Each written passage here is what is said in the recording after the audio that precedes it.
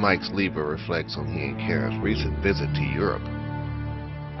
Well, last time we spoke, we talked about what we were doing, working and living on homesteads, working for room and board. So we took the small skill set we had, and we wanted to go to Europe, since I'd never been to Europe, and Karen had been there once, and worked on homesteads throughout Europe for about 6 months. And we started in Italy, worked on a homestead there for about 2.5 months, and then worked our way over to Ireland and spent 2 months there working on 2 different homesteads for about a month each. And so we'd work 4 or 5 hours a day, 5 days a week, for pretty much room and shelter, and dinner and lunch and breakfast. We started in England because I gave a TED Talk about what we were doing, our trip. So I gave a brief TED Talk at the University of Nottingham.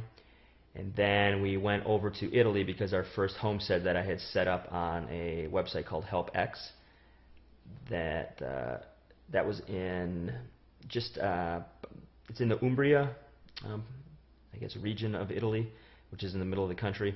So we started farming there, and eventually moved our way back across England and into Ireland. Tell us about your TED Talk. Well, it's the same TED Talk that I gave at Arizona State in January, right before we left for the trip.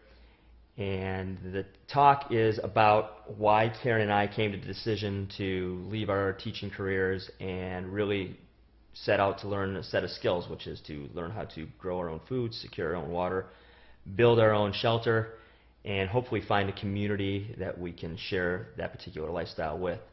And the TED Talk is kind of a combination of that and how participating in what most people would consider everyday life is somewhat destructive, to say the least, without you even actually realizing it.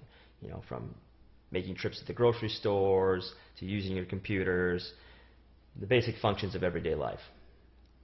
And it was about an 18-minute talk, and the response, like at ASU, was mixed. Some people really liked it, came up to me afterwards. Some people sought me out to kind of ask some questions, and other people were angry. From your perspective, how is the European perceptions of Americans? The first lady that picked us up asked us if we were Republicans and if we were Jehovah's Witness, and she was relieved to find out that we were neither, and then she was happy to find out that we drank alcohol. But we generally ran into, at least the people that we stayed with, were somewhat relieved that we weren't just kind of typical tourists, and they knew that, I guess, because of the circumstances we came into their lives, and that we were, I guess, somewhat open-minded, and so they were happy to see that we were not necessarily, I guess, for lack of a better way to put it, full of ourselves, but we were willing to open ourselves up and listen and try new things. I think the perception from the little bit of traveling I've done in Europe and in Central America and Africa is that Americans generally don't travel as much as Europeans, and they don't necessarily go off the beaten path as much as a European would. So I think they were pleasantly surprised that we were, I guess, in their estimation, taking a little bit of risk.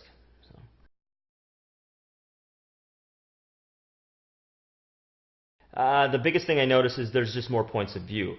Obviously, Europeans have countries that are, driving distance away, whereas we are kind of isolated.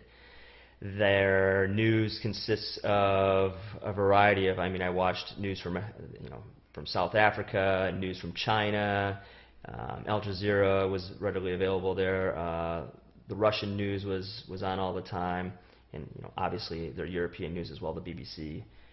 So it seemed to me there was a little more conscious of differing viewpoints, and I don't mean like conservative and liberal, but more about different cultures, different societies, just a variety. It was nice not to what I consider to just choose from the big three, the MSNBCs, the CNNs, and the Foxes of the world, and being able to choose actually a perspective from Russia and what the Russians would think about American policy. And American policy came up a lot on all those channels because, as somebody said on one of the channels, I don't remember which one, American policy affects us all greatly, so we pay attention to it.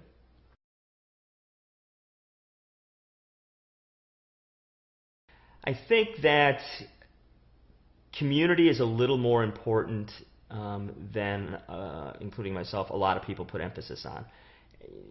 Being born and raised in the United States, we always talk about our individual freedoms and our individuality and all that, and American exceptionalism.